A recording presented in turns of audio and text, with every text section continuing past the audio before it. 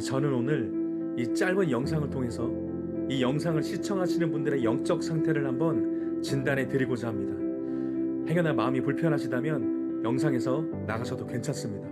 하지만 단 20분만 투자하신다면 최소한 영상이 끝나기 전에는 자신의 한 가지 영적인 상태만큼은 분명하게 진단해 보실 수 있을 것입니다. 먼저 제가 첫 번째 그룹의 성경 구절들을 인용해 드리겠습니다. 여러분께서는 그동안 다음 구절들을 눈여겨보셨는지 또한 어떻게 이해하고 계셨는지 잘 생각해 보시기 바랍니다. 마태복음 5장 22절입니다. 나는 너희에게 이르노니 형제에게 노하는 자마다 심판을 받게 되고 형제를 대하여 나가라 하는 자는 공회에 잡혀가게 되고 미련한 놈이라 하는 자는 지옥불에 들어가게 되리라. 마태복음 6장 15절입니다. 너희가 사람의 잘못을 용서하지 아니하면 너희 아버지께서도 너희 잘못을 용서하지 아니하시리라. 마태복음 18장 9절입니다. 만일 내 눈이 너를 범죄하게 하거든 빼어내버리라. 한 눈으로 영생에 들어가는 것이 두 눈을 가지고 지옥불에 던져지는 것보다 나으니라. 고린도전서 6장 10절입니다. 도적이나 탐욕을 부리는 자나 술 취하는 자나 모욕하는 자나 속여 빼앗는 자들은 하나님의 나라를 유업으로 받지 못하리라. 요한계시록 21장 8절입니다. 거짓말하는 모든 자들은 불과 유황으로 타는 못에 던져지리니 이것이 둘째 사망이라. 베드로전서 1장 17절입니다. 외모로 보시지 않고 각 사람의 행위대로 심판하시는 이를 너희가 아버지라 부른즉 너희가 나그네로 있을 때를 두려움으로 지내라. 마태복음 7장 21절입니다. 나더러 주여 주여 하는 자마다 다 천국에 들어갈 것이 아니요 다만 하늘에 계신 내 아버지의 뜻대로 행하는 자라야 들어가리라. 이 말씀들 모두 정확히 문자 그대로 바로 그 의미입니다. 즉 그렇게 하거나 그렇게 하지 않으면 하나님의 나라에 들어갈 수 없다는 의미인 것입니다. 그럼 이제 제가 여러분의 영혼의 안전을 위해서 여과 없이 말씀드리기 원합니다. 만약 이 말씀들을 무시한 채로 신앙생활을 하다가 죽음을 맞이하면 어떻게 될까요? 제가 믿기로 지옥에 갈 확률이 거의 100%입니다. 제 말이 극단적이라고 들리신다면 그만큼 이 구절들을 어떤 식으로든 회피해 오셨다는 증거일 것입니다. 여러분, 이것은 단지 제 말이 아니라 실제로 방금 읽어드린 구절들이 정확히 말씀하고 있는 바입니다. 그런데도 여전히 여러분께서는 이 구절들 중에 그냥 말이 그렇지 실제로는 그렇지는 않다라고 말할 수 있는 구절이 단 하나라도 있다고 생각하십니까? 분명히 말씀드리지만 하나도 없다는 것을 우선적으로 아셔야 할 것입니다. 하지만 그럼에도 불구하고 아마 적지 않은 분들은 또한 다음 두 번째 그룹의 성경 구절들 때문에 마음속에서 충돌이 일어나고 있을지도 모를 것입니다. 요한복음 1장 12절입니다. 영접하는 자, 곧 그 이름을 믿는 자들에게는 하나님의 자녀가 되는 권세를 주셨으니. 요한복음 3장 16절입니다. 하나님이 세상을 이처럼 사랑하사 독생자를 주셨으니 이는 그를 믿는 자마다 멸망하지 않고 영생을 얻게 하려 하심이라. 또 사도행전 16장 31절입니다. 주 예수를 믿으라. 그리하면 너와 내 집이 구원을 받으리라. 로마서 10장 10절입니다. 사람이 마음으로 믿어 의에 이르고 입으로 시인하여 구원에 이르느니라. 갈라디아서 2장 16절입니다. 사람이 의롭게 되는 것은 율법의 행위로 말미암음이 아니요 오직 예수 그리스도를 믿음으로 말미암는 줄 알므로 우리도 그리스도 예수를 믿나니 이는 우리가 율법의 행위로서가 아니고 그리스도를 믿음으로써 의롭다함을 얻으려 함이라. 율법의 행위로서는 의롭다함을 얻을 육체가 없느니라. 이처럼 두 번째 그룹의 말씀들은 그저 믿기만 하면 구원을 받는다는 의미입니다. 그러니 얼마나 편하고 좋습니까? 그런데 여러분께서 불편해하실 만한 진실을 바로 말씀드리자면 분명한 것은 두 가지 그룹의 말씀들 모두 진리라는 것입니다. 그렇다면 제가 정중하게 질문을 드리겠습니다. 여러분의 마음속에는 첫 번째 그룹과 두 번째 그룹 중 어떤 말씀들이 더 많은 비중을 차지하고 있나요? 그러니까 제가 드리고 싶은 질문은 혹시 한쪽 그룹의 말씀들을 간과하고 계시지는 않냐는 것입니다. 바로 이쯤에서 부족한 제 자신의 경험부터 잠시 말씀드리면 이렇습니다. 예수님을 믿고 나서 제 영혼이 정말 살아난 때는 두 번째 그룹의 말씀들만이 아니라 바로 첫 번째 그룹의 말씀들을 진지하게 대면했을 때였습니다. 어느 날 저는 그 구절들 때문에 꼬박 3일이나 일주일 또는 그 이상을 깊은 근심에 사로잡혀 있었습니다. 왜냐하면 그동안 저는 믿음으로 저의 구원을 확신하고 있었는데 또 다른 하나님의 말씀에 보니까 형제에게 노하고 욕하던 제 자신이 지옥불에 들어갈 것이라고 경고하고 있었기 때문입니다. 또 남을 용서하지 않고 미워하며 원한을 품고 있었던 제가 하나님으로부터 용서받을 수 없을 것이라고 경고하고 있었기 때문입니다. 또 눈으로 종종 범죄하며 마음에 음욕을 품던 제가 지옥불에 들어갈 것이라고 경고하고 있었기 때문입니다. 또한 회식 자리에서 술 취하거나 또는 익명의 인터넷 공간에서 남을 모욕하곤 했던 제가 하나님의 나라를 유업으로 받지 못할 것이라고 경고하고 있었기 때문입니다. 또한 가끔씩 거짓말을 하던 제가 불과 유황으로 타는 불못에 던져질 것이라고 경고하고 있었기 때문입니다. 또한 장차 하나님의 심판의 기준은 저의 믿음일 뿐 아니라 그 믿음이 참된 것인지 여부를 증명해주는 저의 모든 행위가 될 것이라고 분명히 말씀하고 있었기 때문입니다. 그래서 바로 그렇기 때문에 당시의 상당 부분 하나님의 뜻대로 살지 않던 제 자신은 결단코 천국에 들어갈 수 없을 것이라고 예수님께서 직접 경고하셨기 때문입니다. 그래서 저는 근심할 수밖에 없었던 것입니다. 직장에 출근해서 일할 때에도 겉으로는 태연한 척했지만 속으로는 타들어가고 있었습니다. 만일 사고라도 나서 당장 죽는다면 지옥에 갈 것이라는 두려움이 저를 엄습했기 때문입니다. 그런데 돌아보니까 그러한 근심은 하나님의 뜻대로 하는 근심이 분명했습니다.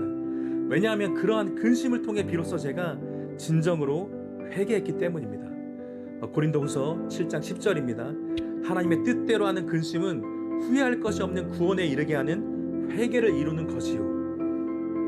그러면 이제는 초점을 여러분 자신에게로 한번 향해 보시면 좋겠습니다. 혹시 여러분께서는 어떠신가요? 여러분께서는 저를 근심하게 만들었던 그 첫 번째 그룹의 말씀들에 주목해 보신 적이 있습니까? 또한 그 구절들 때문에 근심해 본 경험이 있으신가요? 만일 전혀 없거나 딱히 없으시다면 저는 여러분을 향해 바로 첫 번째 진단을 해드릴 수 있습니다. 제가 믿기로 여러분은 진리에 관심이 없는 사람일 것입니다. 이것이 제가 여러분께 내려드릴 수 있는 첫 번째 진단입니다. 비록 성경책을 옆에 끼고 매일 말씀도 묵상하고 설교도 열심히 들으셨을지 모르지만 제가 보기에 여러분은 진리에는 무관심한 사람입니다. 반면에 진리에 관심이 있는 사람들, 진리를 사랑하는 사람들은 어떤 사람들인지 제가 바로 말씀드리겠습니다. 제가 알기로 그런 사람들의 특징이 있습니다. 그런 사람들은 설령 첫 번째 그룹과 두 번째 그룹의 말씀처럼 서로 충돌하는 것 같은, 서로 모순되는 것 같은 구절들을 접할 때라도 대개는 그냥 지나치지 않는다는 것입니다. 마치 예전에 저처럼 근심하기 마련이라는 것입니다. 그리고 또한 중요한 것은 그런 사람들은 그러한 근심을 해소하기 위해서 자기 입맛에 맞는 특정 구절들만 선택하고 다른 나머지 불편한 구절들은 버리는 그런 일은 절대로 하지 않는다는 것입니다. 그렇게 하는 것이 아니라 진리에 관심 있는 사람들은 다음과 같은 중요한 한 가지 작업을 해나가기 마련입니다. 지금은 소천하셨지만 복음주의 신학의 거장이자 기독교 최고의 지성이라고 불리는 학자가 있습니다. 바로 존 스토트입니다. 이 존 스토트라는 학자는 성경 해석의 원리 중 조화의 원리에 대해서 다음과 같이 설명했습니다. 우리는 하나님께서 하나님 당신과 모순되는 것을 말씀하시지 않는다고 믿습니다. 우리는 성경 본문을 마음대로 조작하지 않습니다. 그러나 우리는 성경이 성경 스스로를 해석할 수 있게 하므로 성경 내용의 조화로운 해석을 추구합니다. 그러니까 서로 모순되는 듯한 성경 구절들을 해석할 때에는 조화의 원리를 적용할 필요가 있다는 말입니다. 간단히 예를 들면 이런 것입니다. 성경은 분명히 믿음으로 구원받고 천국에 간다고 말씀합니다. 동시에 성경은 하나님의 뜻대로 행하는 자라야 천국에 들어간다고 말씀합니다. 자, 그러면 믿음과 행위, 이 두 가지가 어떻게 조화될 수 있을까요? 바로 이렇게 조화될 수 있습니다. 구원을 얻게 하는 믿음은 행함이 따르는 믿음이라는 것입니다. 이해하시겠습니까? 즉 구원을 낳는 믿음은 순종을 낳는 믿음이라는 것입니다. 다시 말씀드리면 저와 여러분을 구원하는 믿음은 죽은 믿음이 아니라 살아있는 믿음이라는 것입니다. 바로 정확히 다음 구절이 의미하는 바입니다. 야고보서 2장 14절 그리고 26절입니다. 내 형제들아, 만일 사람이 믿음이 있노라 하고 행함이 없으면 무슨 유익이 있으리요? 그 믿음이 능히 자기를 구원하겠느냐? 영혼 없는 몸이 죽은 것 같이 행함이 없는 믿음은 죽은 것이니라. 그러므로 만일 여러분께서 진리에 관심이 있으셨다면 두 그룹에 서로 충돌하는 것 같은 말씀들 때문에 먼저는 의문을 가지셨을 것입니다. 또한 정도의 차이는 있겠지만 아마 저처럼 근심하셨을 것입니다. 그리고 무엇이 과연 진리인지 씨름하는 과정 가운데서 두 그룹의 말씀들을 조화시키는 데까지 나아가실 수 있었을 것이라고 저는 생각합니다. 그런데 그렇게 하지 않으셨다면 저는 그런 분들은 진리에 관심이 없는 사람들이라고 진단을 내리는데 주저하지 않을 것입니다. 이것은 감히 제가 정죄하는 뜻으로 말씀드리는 것이 절대 아니니 아무쪼록 오해하지 말아주시기를 부탁드리겠습니다. 바로 다음으로 제가 드릴 수 있는 두 번째 영적인 진단은 이것입니다. 지금껏 제가 말씀드린 것을 통해 만일 그동안 여러분께서 진리에 무관심했던 것으로 드러나셨다면 현재 여러분의 영혼은 결코 안전하지 않다는 것입니다. 제가 앞서 인용해드린 첫 번째 그룹과 두 번째 그룹의 말씀들 모두 하나의 신학적 개념으로 정의될 수 있습니다. 바로 구원론입니다. 성경에 보면 구원을 받느냐 못 받느냐, 천국에 가느냐 못 가느냐 관련된 구절들이 있는데 넓은 의미에서 그런 말씀들이 다 구원론을 담고 있다고 볼 수 있습니다. 하지만 아마 그동안 여러분께서는 주로 두 번째 그룹의 구절들만을 구원론으로 이해하고 계셨을 가능성이 높습니다. 그래서 오직 믿음 하나면 충분하다고 생각하셨을 것입니다. 물론 맞습니다. 본질적으로는 믿음 하나면 충분합니다. 그럼에도 그 믿음 안에는 말 그대로 본질적인 요소들이 반드시 포함되어 있다는 것을 이해하셔야 합니다. 만약에 그 믿음이 본질이 빠져버린 그런 믿음에 불과하다면 성경은 다음과 같이 분명히 말씀합니다. 그것은 귀신들도 갖고 있는 허탄한 믿음에 불과하다고 말입니다. 야고보서 2장 19절에서 20절입니다. 내가 하나님은 한 분이신 줄을 믿느냐? 잘하는도다. 귀신들도 믿고 떠느니라. 아, 허탄한 사람아, 행함이 없는 믿음이 헛것인 줄을 알고자 하느냐? 귀신들도 하나님의 존재를 믿습니다. 그렇지만 귀신들의 믿음에는 믿음의 중요한 본질이 빠져 있습니다. 그래서 귀신들의 믿음으로는 절대 첫 번째 그룹의 말씀들이 요구하는 바를 충족시키지 못합니다. 도무지 그 말씀대로 살아낼 수가 없는 것입니다. 이 때문에 귀신들의 내면에는 항상 심판자 되시는 예수님과 그 최후 심판의 날을 의식한 두려움이 내재되어 있는 것입니다. 바로 이것이 귀신들도 믿고 떠느니라 라는 말씀이 의미하는 것입니다. 그런 만큼 여러분께서는 믿음의 본질 안에는 이를테면 형제에게 노하지 않는 것, 다른 사람을 용서하는 것, 눈으로 범죄하지 않고 더 나아가 마음에 음욕을 품지 않는 것, 술 취하지 않는 것, 거짓말하지 않는 것, 그리고 복음적인 순종, 곧 행함이 따르는 것, 이 모든 것들이 포함되어 있다는 것을 아셨어야 합니다. 그러고 나서 믿음과 행함을 조화시키는 작업을 벌써 하셨어야 마땅했을 것입니다. 하지만 그렇게 하지 않으셨던 것이라면 여러분께서는 구원론에 있어서 심각한 문제점을 안고 계신 것이라고 감히 저는 말씀드릴 수 있습니다. 실제로 진리에 무관심한 사람들이 안고 있는 위험성이 있는데 방금 말씀드린 대로 특별히 구원론에 취약하다는 것입니다. 그래서 적지 않은 경우 자신의 구원이 확실하지 않다는 것입니다. 그래서 진리에 무관심한 사람들은 성경에서 가장 중요한 구원론과 관계된 말씀들을 잘못 이해하거나 간과하는 경우들이 많습니다. 이 말인즉슨 누군가가 구원론에 관한 한 그 사람을 속이기가 쉽다는 것을 의미합니다. 즉 미혹되기 쉽다는 것입니다. 그리고 끝내 그 미혹에서 깨어나지 못한다는 것은 곧 영원한 멸망을 의미합니다. 왜냐하면 성경에서 미혹과 영원한 멸망은 정확히 동의어이기 때문입니다.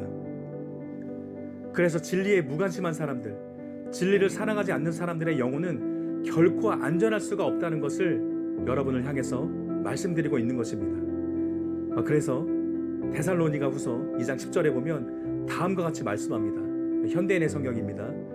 멸망할 사람들에게 갖은 속임수를 다 쓸 것입니다.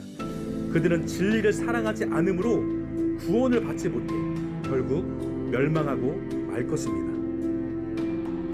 마지막으로, 그럼에도 여전히 제가 지금껏 내려드린 진단에 동의가 안 되신다면 다음 질문을 한 번 더 스스로에게 던져보시면 좋을 것 같습니다. 여러분은 심판의 날을 생각할 때 담대하십니까? 아니면 귀신들처럼 두려워 떨리십니까? 여러분에게 최후 심판의 날은 어떤 의미입니까? 그날이 아멘 주 예수여 오시옵소서 라고 하실 만큼 소망의 날입니까? 아니면 여러분에게 그날은 최대한 더디 오기를 바라는 불편하고 두려운 날입니까? 저와 여러분의 영혼이 현재 안전하다는 것을 무엇으로 증명할 수 있을까요? 심판의 날을 생각할 때 담대한 만큼 저와 여러분의 영혼의 안전과 구원의 확실함을 증명할 수 있는 것이 또 없다고 저는 믿습니다.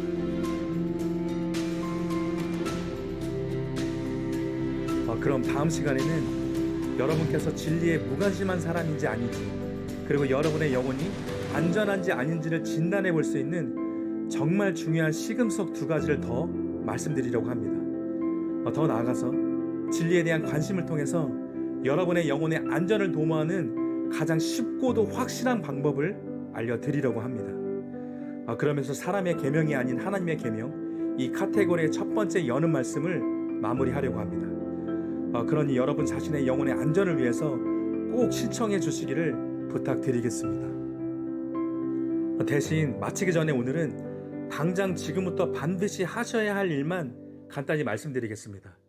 우선 이제부터라도 무엇이 과연 진리인지 관심을 가지셔야 합니다. 다음으로는 제가 오늘 첫 번째로 인용해드린 성경 구절들, 즉 전에 제 자신을 근심하게 만들었던 그 하나님의 말씀들을 저처럼 정직하게 대면하시기 바랍니다. 그리고 그 말씀에 위배되는 마음과 생각들, 그런 말과 행동들, 그런 삶이 감지되신다면 하나님 앞에서 진실되게 회개하는 시간을 꼭 가지시기 바랍니다. 왜냐하면 구원은 사람들이 흔히 생각하는 단지 그런 믿음이 아니라 회개와 믿음으로 받는 것이기 때문입니다. 사도행전 20장 21절입니다. 유대인과 헬라인들에게 하나님께 대한 회개와 우리 주 예수 그리스도께 대한 믿음을 증언한 것입니다. 마가복음 1장 15절입니다. 이르시되 때가 찼고 하나님의 나라가 가까이 왔으니 회개하고 복음을 믿으라 하시더라. 여러분께서는 바로 이 회개를 통해서 참된 믿음의 본질을 회복하고 충족시킬 수 있으실 것입니다. 오늘도 시청해 주셔서 대단히 감사드립니다. 그럼 저는 최대한 빨리 다시 찾아뵙도록 하겠습니다. 감사합니다.